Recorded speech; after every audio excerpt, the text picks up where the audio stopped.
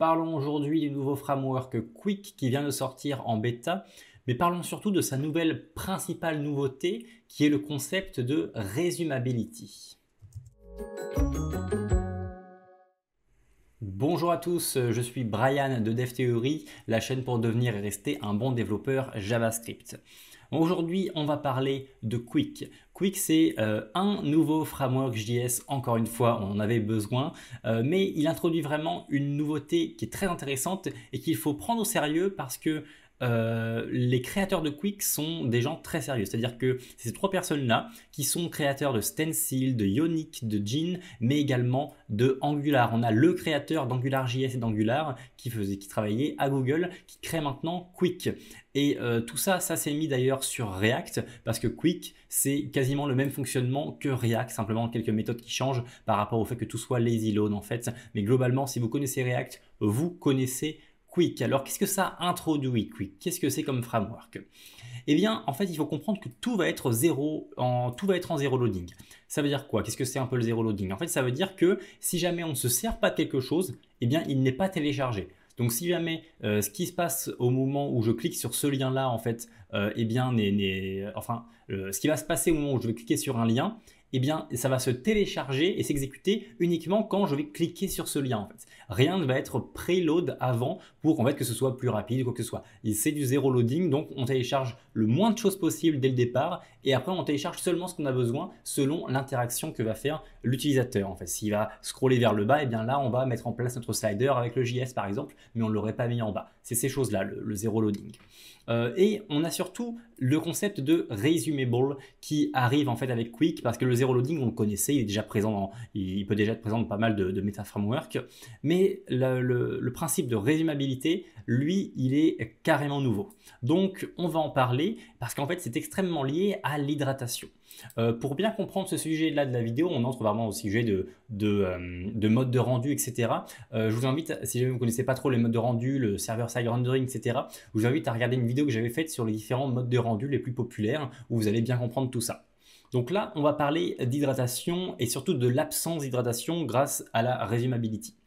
Comme vous le voyez à travers ça, eh bien ça c'est le schéma normal en fait des actions que va faire le navigateur quand il va recevoir un site web qui a été server-side rendered. Donc ça veut dire quoi? Ça veut dire que quand un utilisateur donc, va chercher un site web, eh bien ce site web là, enfin le serveur du site web va exécuter le JS directement sur le serveur afin en fait d'avoir le rendu HTML final et d'envoyer directement à l'utilisateur le rendu HTML final. Comme ça, il n'a pas de loader le temps que le JavaScript s'exécute et ensuite le HTML. Non, il va avoir directement le bon HTML, donc on va avoir de meilleures performances et globalement, c'est mieux pour l'utilisateur. Mais ça introduit un souci tout ça. Le fait donc d'avoir du SSR, ça introduit le fait d'après coup, une fois qu'on récupère le HTML qui est déjà bien placé avec déjà tout ce qu'il faut et tout ça, et bien en fait il faut toujours télécharger le JS qui est présent dans les scripts en fait, dans la balise de script du HTML. Il faut télécharger le JS que le navigateur découvre. Ensuite, il faut parser et exécuter ce JavaScript là.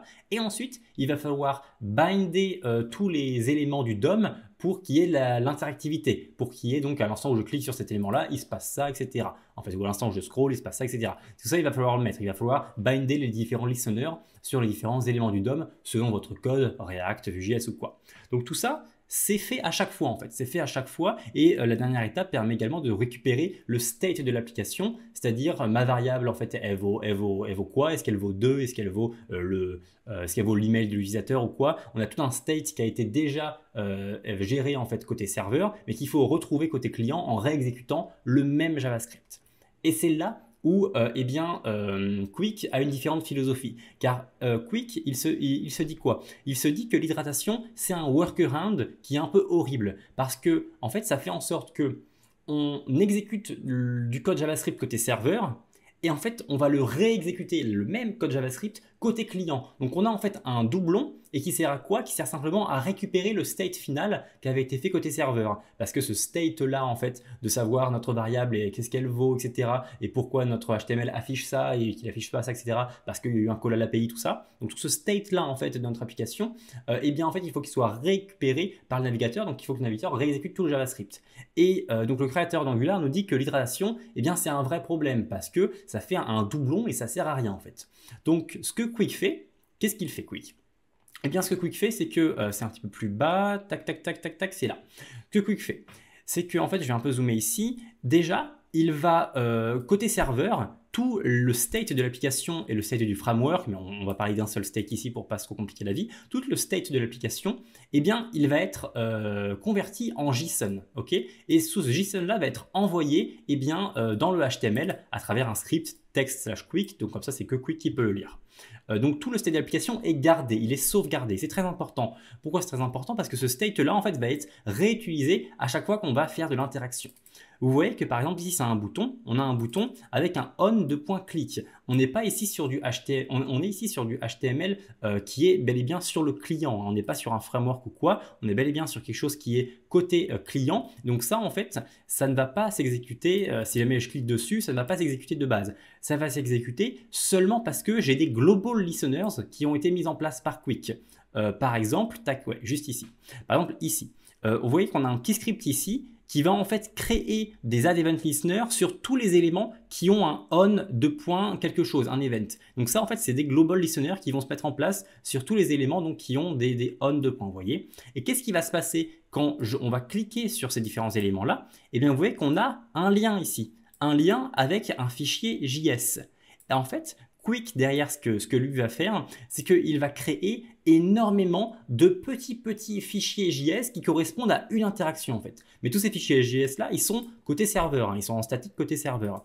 Et donc, quand l'utilisateur, lui, va cliquer sur ce bouton-là, eh bien, ce qui va se passer, c'est qu'en fait, le JavaScript va import le JSPath, donc ça veut dire cette variable-là, donc là, chunk-a.js, il va l'import, donc il va le télécharger, l'exécuter et on va avoir le résultat de l'opération. Et donc là, on est sur du lazy loading et en plus, on est sur un state donc, qui va être repris depuis le JSON en fait. Donc on est sur quelque chose de vraiment assez complexe. Vous n'avez pas forcément besoin de tout comprendre non plus, mais cet article-là explique très bien et je vous le mettrai en description. Mais en gros, on est sur du lazy loading totalement à 100% et en plus, on est sur une application qui va se charger extrêmement rapidement parce que le state de l'application n'a pas besoin d'être rechargé. Vous voyez que ici, en fait, on arrive à la fin ici avec un state de l'application qui avait déjà été créé côté serveur et alors qu'avec du resumability en fait, Quick va avoir ce state là directement en JSON et va l'utiliser uniquement quand des interactions sont nécessaires en fait. Et ça, c'est très intéressant et c'est vraiment une nouvelle manière de faire des applications parce qu'on a un temps de chargement qui est extrêmement rapide, des performances qui sont extrêmement rapides parce qu'on n'a pas tout ce JS qui se réexécute côté client. Avant de quitter cette vidéo, simplement pour vous dire les plans un peu pour Quick, parce que là c'est en bêta, mais il compte créer donc une petite fonction Quickify afin de directement importer un component React et en fait de le mettre sous la forme de Quick qui soit utilisable directement avec Quick en fait, donc que ça applique toutes les directives de lazy loading par exemple. Et ils veulent même à terme avoir le support de frameworks tels que Vue, Svelte, Angular ou Solid.js. Donc voilà, Quick c'est très intéressant, c'est fait par des personnes très sérieuses et les performances que ça amène sont vraiment superbes, donc à voir ce que Quick va donner à l'avenir. Voilà tout concernant cette vidéo. Si jamais vous voulez plus d'actualité de cette manière-là, mais de manière plus condensée et chaque semaine, je vous invite à suivre le club DevTheory. Parce que le club DevTheory, si vous êtes membre, vous recevrez tous les lundis une vidéo de 10 minutes sur les actualités de la semaine. Et donc par exemple ça, Quick, dès que c'est sorti en bêta, j'en ai parlé le lundi même sur les actualités de la semaine et j'ai expliqué tout ce que je vous ai expliqué là, donc par rapport à son fonctionnement, à la resumability, etc. Donc si jamais vous êtes intéressé par de la veille technologique en JavaScript, je vous conseille d'être, si jamais vous pouvez, d'être membre du club DevTheory. Comme ça, vous aurez accès tous les lundis à des petites vidéos de 10 minutes sur tout ça. Et en plus, vous aurez bien sûr accès à de nombreux cours et à plus de cours encore à l'avenir directement inclus. Donc, vous n'avez pas à payer en plus, c'est directement inclus dans le club DevTheory. Voilà tout concernant cette vidéo, c'est un gros morceau bien sûr, je vous mets le lien de l'article en question juste en dessous en description si jamais vous voulez en savoir plus. Dites-moi ce que vous pensez de la résumabilité, c'est quelque chose, je pense, un concept qui est très intéressant, mais à voir si ça va vraiment percer un peu dans l'écosystème du JavaScript. Dans tous les cas, écoutez, je vous redis qu'on se voit dans la prochaine vidéo YouTube et je vous souhaite un très bon codage.